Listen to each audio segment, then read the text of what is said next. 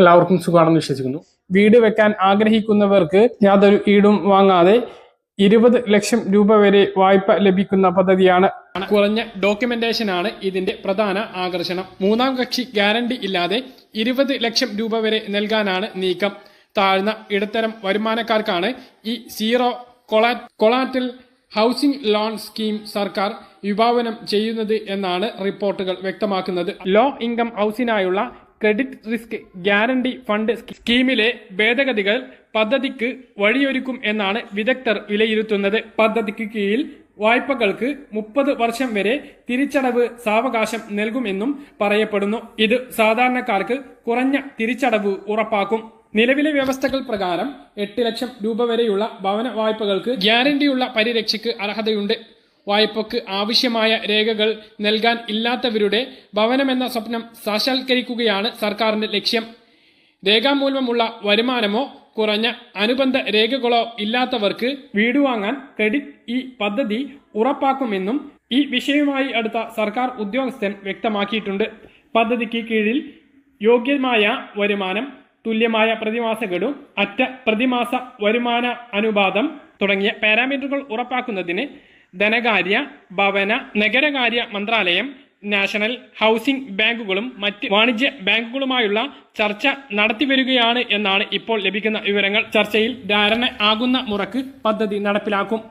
വായ്പാ തുകയുടെ 70% വരെ ലോ ഇൻകം ഹൗസിംഗിനുള്ള സ്കീമിന് കീഴിൽ ഗ്യാരണ്ടി നൽകും.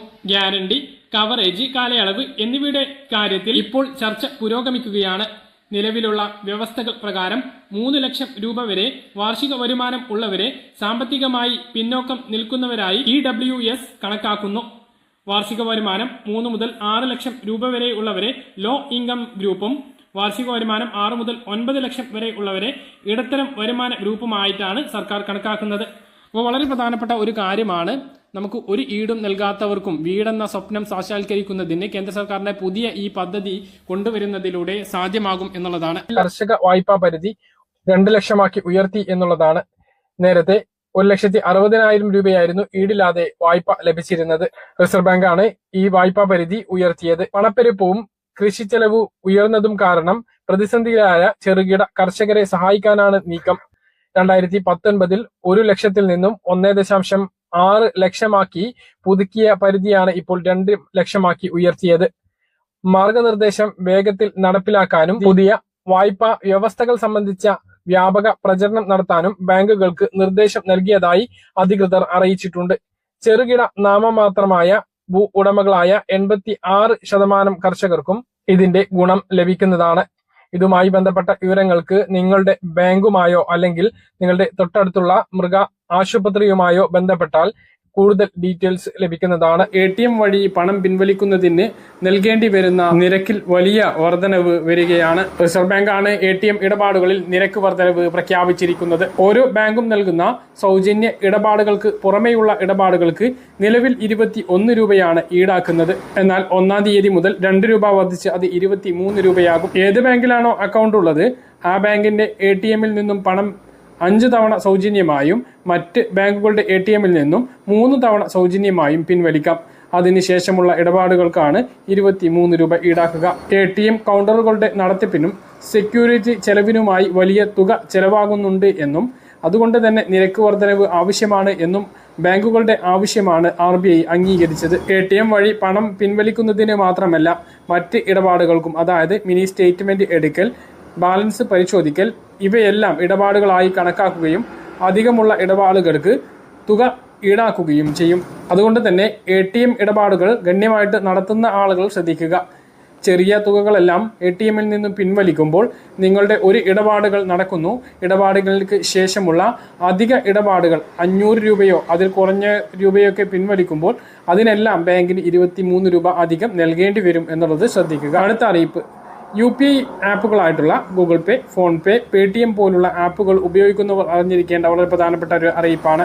ദീർഘകാലമായി റീചാർജ് ചെയ്യാതെയോ ഉപയോഗിക്കാതെയോ ഇരിക്കുന്ന ഫോൺ നമ്പറുകൾ ബാങ്കുമായി ബന്ധിപ്പിച്ചിട്ടുണ്ട് എങ്കിൽ അവ ബാങ്കുകൾ നീക്കം ചെയ്യും. അങ്ങനെ നീക്കം ചെയ്താൽ ആ നമ്പറുമായി പ്രവർത്തിച്ചു കൊണ്ടിരിക്കുന്ന ഫോൺ പേ, Paytm, ഗൂഗിൾ പേ പോലുള്ള UPI ആപ്പുകൾ അതിൽ പിന്നീട് വർക്ക് ചെയ്യില്ല.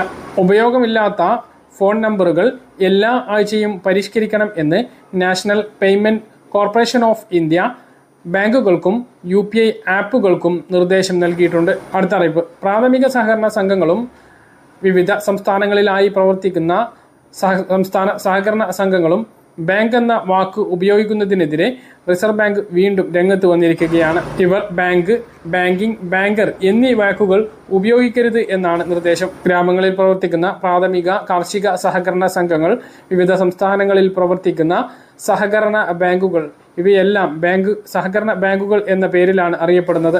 ഇത്തരം സഹകരണ സംഘങ്ങൾ വലിയ തോതിലുള്ള നിക്ഷേപം സ്വീകരിച്ച് ആ നിക്ഷേപം അനധികൃതമായിട്ടുള്ള റിയൽ എസ്റ്റേറ്റ് മേഖലയിലും മറ്റും നിക്ഷേപിച്ച് ആ പണം പിന്നീട് തിരികെ നൽകാൻ കഴിയാത്ത ഒരു സ്ഥിതിയും വരുന്നുണ്ട്. നിക്ഷേപകർക്ക് കൃത്യമായിട്ടുള്ള പലിശയോ അവരുടെ പണം തന്നെ പിൻവലിക്കാൻ കഴിയുകയോ ചെയ്യുന്നില്ല.